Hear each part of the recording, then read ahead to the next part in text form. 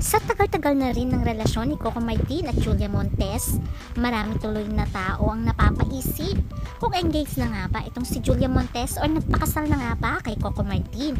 Kaya naman ngayon sa kanyang 30th birthday na sinelebrate niya noong March 19, 2025, nagulat ang lahat ng finilex ni Julia Montes ang kanyang engagement ring, kung saan ay nagpropose na yata si Coco sa kanya dahil nagbigay rin ng surprise party si Coco sa kanyang 30th birthday, kung saan ay napaluha at napaiyak si Julia Montes. Ating alamin ang buong istorya at ang buong kwento.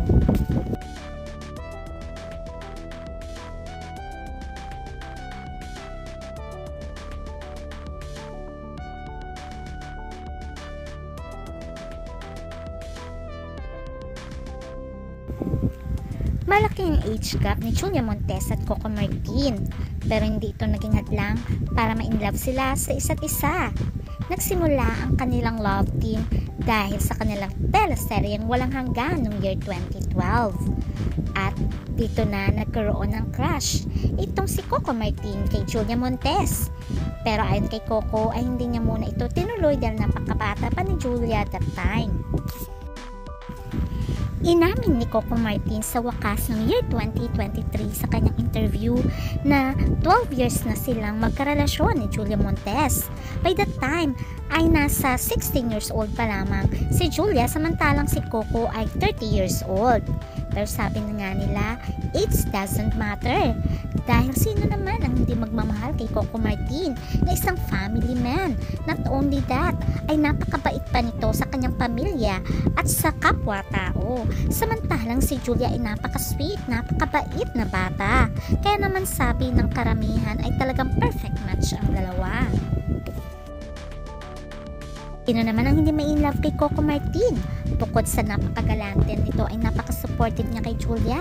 Every time na may palabas si Julia, mapa TV o pelikula, ay talagang nandyan si Coco para supportahan siya with matching flowers. At talagang nandun ang presence ni Coco Martin para supportahan si Julia Montes. Sa tagal ng kanilang relasyon ay maraming natalang balita na ilang beses ang nabuntis si Julia Montes. At ayon pa nga sa source ay 3 na ang anak nila ni Coco Martin. At nadulas pa nga noon si Willie Revillame nang pasalamatan niya si Coco on stage at ang kanyang mga anak pati si Julia sa suporta nito kay Willie. Maraming beses na rin biglang naglaho si Julia sa mundo ng showbiz. At ang balibalita nga ay nanganak ito ng kanilang anak ni Coco Martin. Unang napabalita na nagkaroon nga silang anak na babae.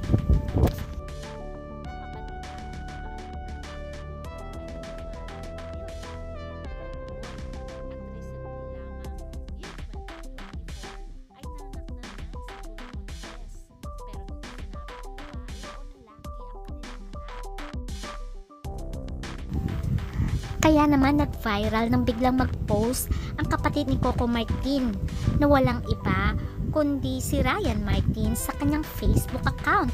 Pinost niya ang isang batang lalaki at magugulat ka na kamukha nga ni Coco Martin ito. At talaga naman ay maraming mga fans ang natuwa at sinasabing naku, kamukha nga ni Coco at Julia. Pero itong post na to ay bigla na lang naglaho.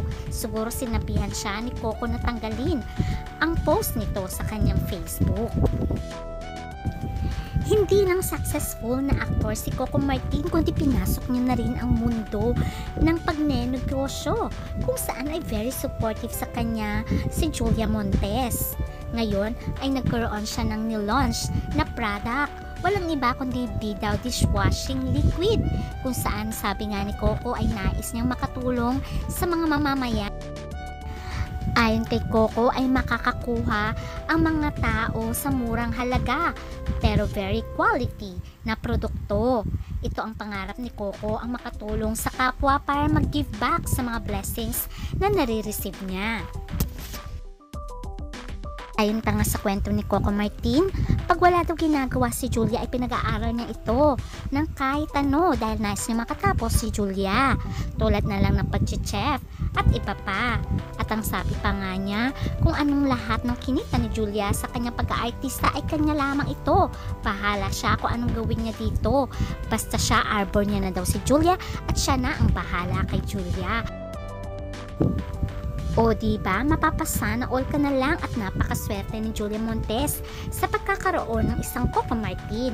Pero sabi din ng mga fans ay napakaswerte din ni Coco kay Julia dahil napakabait ni Julia sa personal at talaga namang karaspe-respeto at napakaganda.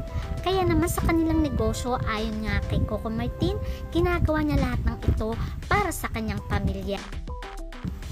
Kaya sabi ni Coco ay ready na siya na harapin naman ang kanyang future dahil nasettle niya na ang kanyang mga kapatid at ibang kamag-anak. O diba naman, napakatulungan niya. No wonder pati sa kanyang co-actor ay talaga namang nakakatulong si Coco sa kanya. At talaga namang napaka very inspiring ang kanilang relasyon ni Julia at ni Coco dahil nagbibigay inspirasyon ito sa lahat ng mga nagsisimula pa lamang na magkaroon ng karelasyon. Nito lamang ay nag-celebrate si Julia Montes ng kanyang 19th birthday at talaga naman bongga ang surprise sa kanya ni Coco Martin at maraming mga friends from showbiz din ang dumalo, pero mapapansin mo na mga closest friends lamang ang dumalo sa kanyang birthday party. Makikita sa isang special restaurant na pumunta na nga si Julia at dumating na ito sa venue kung saan nandun na ang ibang mga friends nila at ito ay nagulat nang dumating si Coco Martin at talaga namang hiyang-hiya pa si Julia at napapaluha dahil sa surprise ng kanyang minamahal na si Coco Martin na may matching flowers pang dala. O diba naman, napaka-sweet at talaga naman si Julia ay kilig at napapaiyak pa. O diba, ang sweet nitong dalawang ito. Spotted din ang daddy ni Julia at nandun din ang kanyang mga closest friends. O diba, ang sabi nga nila ay nagpropose na nga daw dito si Coco Martin. Dumating din si Angelica Panginiban.